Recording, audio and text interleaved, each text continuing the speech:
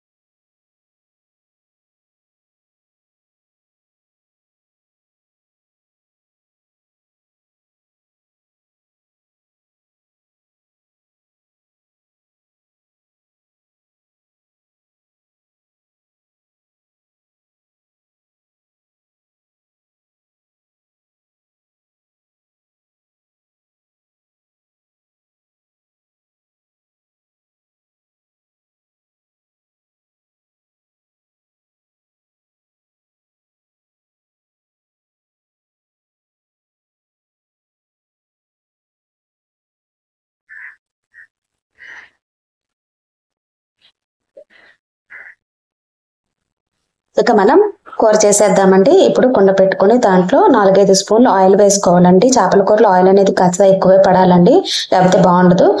కొంచెం ఆవాలు, అలాగే కొంచెం జీలకర్ర వేసుకుంటున్నామండి. అలాగే మెంతులు కూడా కొంచెమేనండి, ఎక్కువ వేయద్దు. మెంతులు కూడా వేసుకోండి, ఉంటే మిరియాలు కూడా వేసుకోండి, బాగుంటుంది. అలాగే 2 ఉల్లిపాయలు, 2 టమాటాలు కట్ చేసుకుని పెట్టుకోవాలి. కరివేపాకు, 2-3 పచ్చిమిర్చి చీలికలండి. ఇప్పుడు అవి వేగిపోయిన తర్వాత ఉల్లిపాయ ముక్కలన్నీ వేసుకొని దోరగా ఫ్రై చేసుకోవాలండి. మీడియం ఫ్లేమ్ లోనే పెట్టుకుందాము. చేపల కూరకి ఎప్పుడు కూడా మీడియం ఫ్లేమ్ లోనే పెట్టుకోవాలండి. అవి వేగిపోయిన తర్వాత దోరగా టమాటా ముక్కలు అనేది వేసుకోవాలి. బాగా మగ్గాలన్నమాట, రెండు కూడా మగ్గితేనే కూర చిక్కబడుతుంది అనమాట. కచ్చపచ్చగా ఉంటే టేస్ట్ అంత బాగుండదండి. ఇప్పుడు ఉప్పు కూడా వేసుకుంటే త్వరగా మగ్గిపోతాయి. ఉల్లిపాయలు టమాటా ముక్కలు అనేవి మగ్గిపోతాయి అన్నమాట బాగా. అవి వేగిపోయింది కదండి. ఇప్పుడు అల్లం వెల్లుల్లి పేస్ట్ అనేది వేసుకుంటున్నామండి. అల్లం వెల్లుల్లి పేస్ట్ చికెన్ కి మటన్ కి లాగా ఎక్కువ పట్టదండి చేపల కూరకి. కొంచెం వేసుకుని అది కూడా ఫ్రై అయిపోతుంది, మంచి స్మెల్ వస్తుంది. అలాగే కరివేపాకు కూడా వేసేసుకుందామండి. కరివేపాకు వేస్తే మంచి స్మెల్ అనేది వస్తుంది అనమాట. అవి దూరగా ఫ్రై అవ్వాలండి. మసాలా అనేది బాగా ఫ్రై అవ్వాలండి ఖచ్చితంగా. ఇప్పుడు 1 స్పూన్ పసుపు అనేది వేసుకుందాము ఆ మసాలాలో. అలాగే కారం అనేది కూడా ఎక్కువ పడుతుందండి, 4-5 స్పూన్లు వేసుకోవాలండి. చేపలు తగినట్టుగా వేసుకోవాలన్నమాట. చేపల క్వాంటిటీని బట్టి పులుపు, ఉప్పు, కారం సమపాళ్ళలో పడితేనే చేపల కూర బాగుంటుంది. అలాగే నూనెలో అలా ఫ్రై చేయాలండి పసుపు కారం. అప్పుడే చేపల కూరకైనా ఏ కూరకైనా కూడా మంచి కలర్ వస్తుంది అనమాట. అలా వేగడం వల్ల పచ్చివాసన పోతే మంచి రంగు వస్తుంది కూరకి. అలాగే ఒక బత్తాకాయ అంతా చింతపండు తీసేసుకున్నానండి, నానబెట్టేసుకుని ముందుగా. ఈ విధంగా చింతపండు పులుసు అలాగే నీళ్లు కలుపుకొని చేప ముక్కలు మునిగేంత వరకే వేసుకోవాలండి. చాలా వేయకూడదు, మనం పులుసు నీళ్లు సంపాళ్ళలో వేసుకోవాలన్నమాట. అలా పిండుకొని వేసేసుకోవాలన్నమాట చింతపండు పులుసు. మరి ఎక్కువగా రసంలాగా చేసేసుకోకూడదండి. అలా పోసేసుకున్న తర్వాత ఇప్పుడు ఉప్పు వేసుకోవాలండి. ఇప్పుడే చేప ముక్కలు వేసిన తర్వాత అప్పుడు కాకుండా ఇప్పుడు వేసుకుంటే చేప ముక్కలు కూడా బాగా పట్టేసుకుంటుంది అనమాట. ఇప్పుడు ఆ మసాలా అంతా తెరలాలన్నమాట, మసిలిపోవాలి. అందుకే మూత పెట్టుకుంటున్నాము.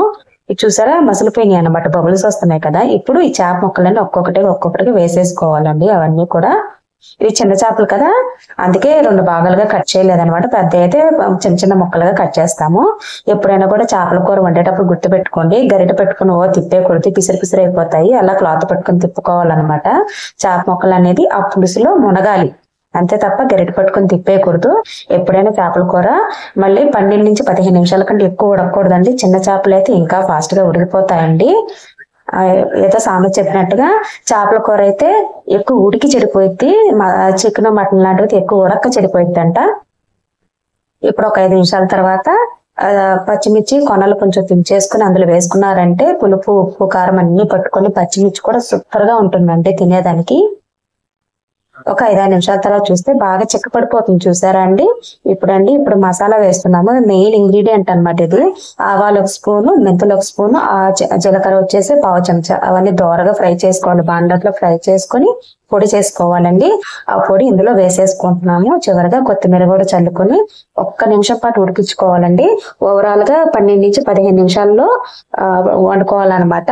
ఎక్కువసేపు ఉంచితే మొత్తం పిసిరి పిసిరి అయిపోయి మొక్కలు అనేవి కనపడవు అన్నమాట. చేతికి అందవు తినేదానికి కూడా. చూసారా అలా కలిపేసుకోవాలి. అంతేనండి, చేపల కూర అయిపోయిందండి. నెల్లూరు చేపల కూర రెడీ అయిపోయింది. మీరు అన్నంలో తింటే సూపర్ గా ఉంటుంది. అందరికి నచ్చితే సబ్స్క్రైబ్ చేసుకొని లైక్ చేయండి. Thank you. Please subscribe, like, and share.